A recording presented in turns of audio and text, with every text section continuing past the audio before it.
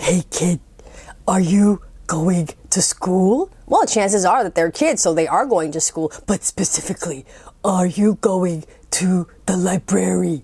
Oh gosh, I hope so. I mean, they love Kid Time Story Time, so you think they'd go buy books.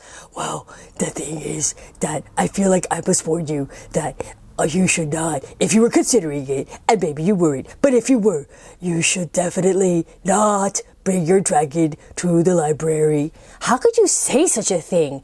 Well, I know it sounds crazy because after all, even though I am Doug the dinosaur, I am partly dragon, as you can see by my fancy red stuff on my head. But the fact is that I know dragons and I know dragon behavior. And if maybe your dragon is part dinosaur like me, then it would be okay.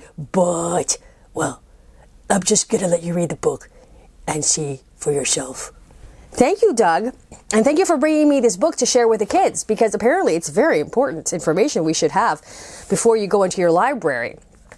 Hanalei Free Library. Okay, that's funny because there's this famous song from the 1960s called Puff the Magic Dragon, and Hanalei was the name of the place where Puff lived. So that's a little inside joke for grown-ups who might remember that. Whoa, this dragon, well, seems to be enjoying his book, but I'm starting to sense why the dragon in the library may be a problem, but maybe it's okay. Maybe Doug is just exaggerating. You know Doug gets nervous. Let's see. When you visit your library, please keep in mind, no running, no shouting. To all books, be kind. This is all good stuff.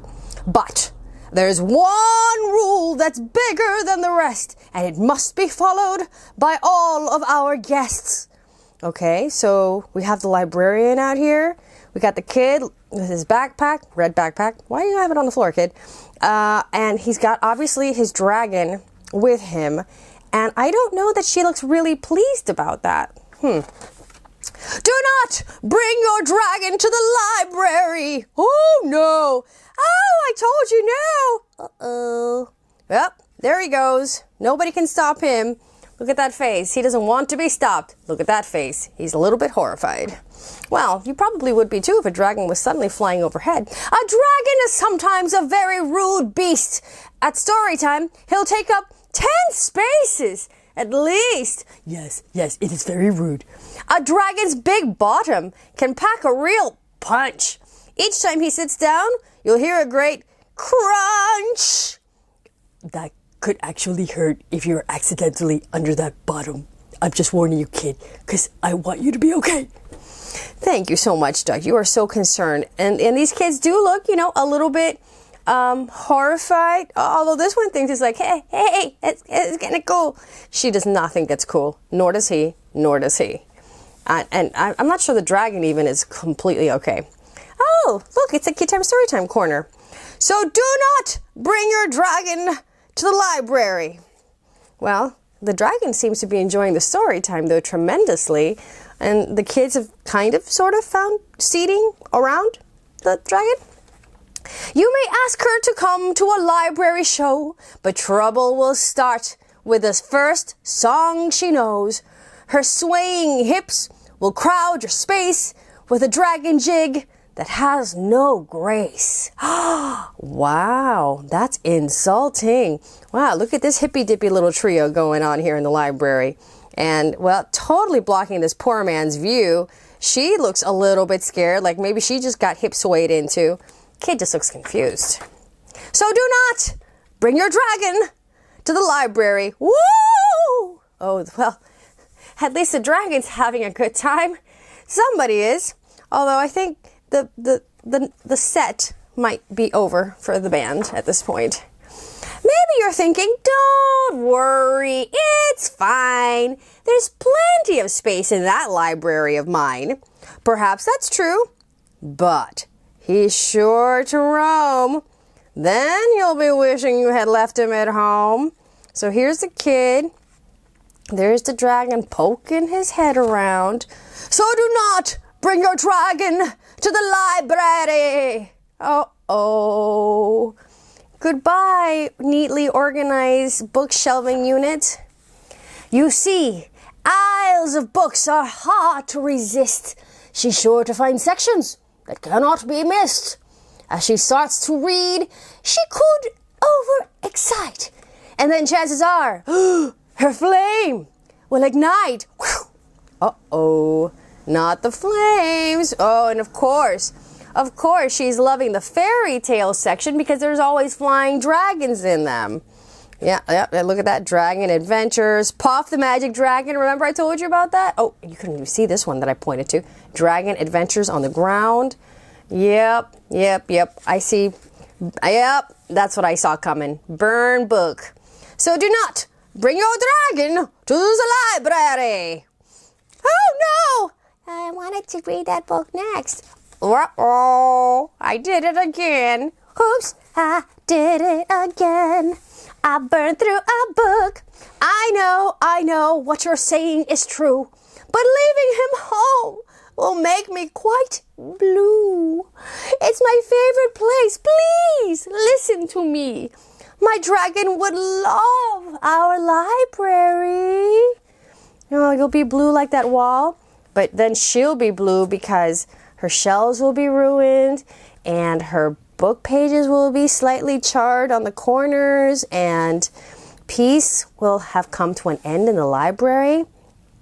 Movies and computers and places to read. Tales of heroes and adventure, of good and of greed. Cookbooks and bios. Oh, listen to my plea. Oh, yes, these are all the things you can find in the library. Movies and computers and places to read. And tales of heroes, of good and of greed. All these things are absolutely true. May I please